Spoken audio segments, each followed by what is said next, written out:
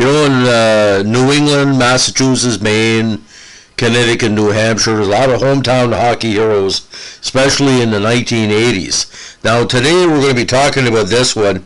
I think his odds of making the NHL were quite long, but because of his dedication, and he became a sensation in Maine on the college and AHL level, and he worked that hard, he worked at his game. He finally made the NHL, wasn't there for long, but didn't embarrass himself.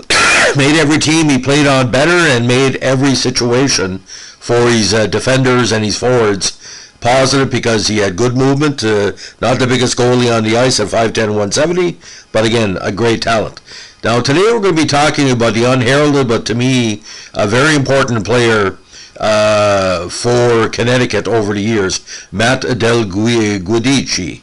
DelGuidice, I pronounce it DelGuidice, just like kind of an Italian Spanish version. Now, he played in the NHL for the Bruins in 11 games between 91 and 92, but got there on a very interesting passage through college, high school, minor hockey system. Now, for a decade after making the Bruins, he played in minor pro, put up some really decent number, became a hometown hero with all the teams he played for, especially, again, out west. Now, he started his early career playing in Connecticut high schools over a first season. Now first for East Haven, then on to Notre Dame, when he won the state title in his senior year.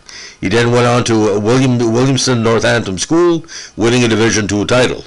He then played in the NCAA with St. Anselm College during the Hawks 87 season, with a 13-11-3 record and a 91.6% save percentage. He also received second-team All-American honors. In 87, the Bruins selected him in the fourth round of the NHL draft. He joined the University of Maine squad, sitting out the 88 season as a result of transferring. In 89, he split playing time with Scott King, appearing in 20 games with an impressive 16-4 record. Then he went 3-1 in the postseason. Now back for 1990, he played 23 games behind King with a 16-4 mark and another 3-1 record in 5 games of postseason play. Now, after his college career ended, he went into pro ranks with the very, very popular Maine Mariners of the AHL for the 91 season. Now, taking over as a starter, he played 52 games with a 23-18-9 record and a 1-1 record in 2 playoff games. He was then called up to Boston and played a game in relief of Andy Moog. In 92, he became the backup straight from training camp. He would get some net time with 2 stretches in Boston by playing 10 games with a 2-5-1 record. Now, he was eventually put in the AHL after his stint in Europe with the pre-Olympic team. With the Mariners, he had a 5-15 record.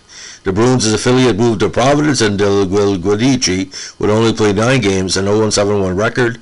He then went on to the IHL San Diego Gulls, skating in 1 game, which was a no decision. Now, with no contract in the NHL in 94, he bounced around the minor leagues. He spent mostly time with the Raleigh IceCaps of the ECHL, playing 31 games that season with an 18-94 record and a 6-6 record in the playoffs. He also spent time in the AHL, splitting time with Albany and Springfield with a 1-2-3 record. Now, in the 95 season, he traveled between teams, mostly for the East Nashville Knights of the ECHL. Now, where he had 18 games and 7-8-2 in record with 0-1 tally in the 2 playoff games. He also played for the Charlotte Checkers with a 2-2-1 record. Now, that year he also skated with the IHL's Atlanta Knights in 1 game. In 96, he played for the ECHL's Roanoke Express with a 13-10-3 record in 35 games with an 0-1 record in 2 playoff contests. Now, in 97, he played in the Western Professional League for the Amarillo Rattlers. He went 13-26-7 that season in 49 games on a squad that only had 13 victories all season. 98, he played 31 games with a 7-17-4 record for Amarillo. He then was traded to the Monroe Moccasins, where he played 16 games with a 9-7 tally. Now, he stayed with Monroe for the 99 season with a 5-2 record in 8 contests. He was then traded to Corpus Christi Ice Grays, where he had a 1-2-1 record. That would be his last pro team, as he hung up his skates and pads when the season finished. Now, we talked about in 91, he trained with Team US for the last Labatt's Blue Canada Cup, being one of 4 goalies invited. He played half game against Team Canada Montreal, also in 91. He played on the U.S. Olympic squad pre-Olympic formation, stopping in Germany in 93, and also playing for the Elite League there. He also skated in Roller Hockey International, a summer hockey league from 94 to 96. He played 37 games there with 11-16-4 record, skating for roller skating for the San Diego Barracudas, the New Jersey Rock and Rollers, and of course the Ottawa Loggers. After retirement, he moved to Chicago. He went to work for an industrial auction company and has been in the industry for a number of years. Now, again, a number of big stops through the years, and what's kind of interesting about his career, ladies and gentlemen, he was basically somebody that gave what I call stability to the backup for these teams. He was rarely a starter. You might as well say with Maine in 91, he was the number one, and somewhat with Amarillo, but a solid backup.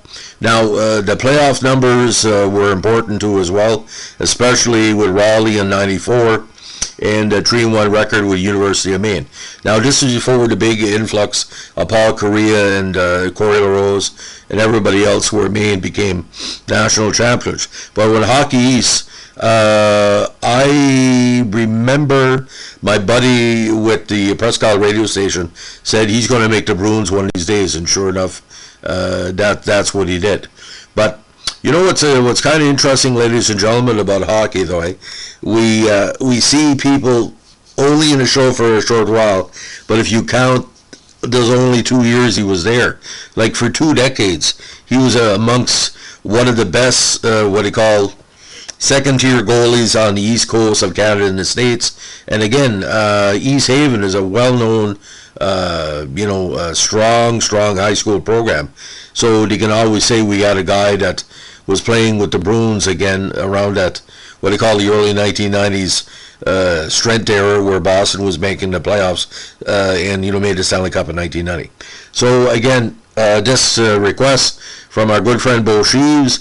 Bo asked me to do something on Vic Hatfield. I didn't have the heart to tell him I did it months ago, and we're going to have one on Glenn Hanlon and other suggestions. So that's the story of Matt DelGuidice, which, if said wrong, might be either a cook or a very important real estate guy in Connecticut. But either way, Matt is a very jovial guy, from what I heard. All the success and celebration of his life. That's why I do podcasts here. I don't want you to forget players that have made the NHL have worked so hard to promote hockey on all levels, and every team he played on he made them better. Thanks for listening. Bye.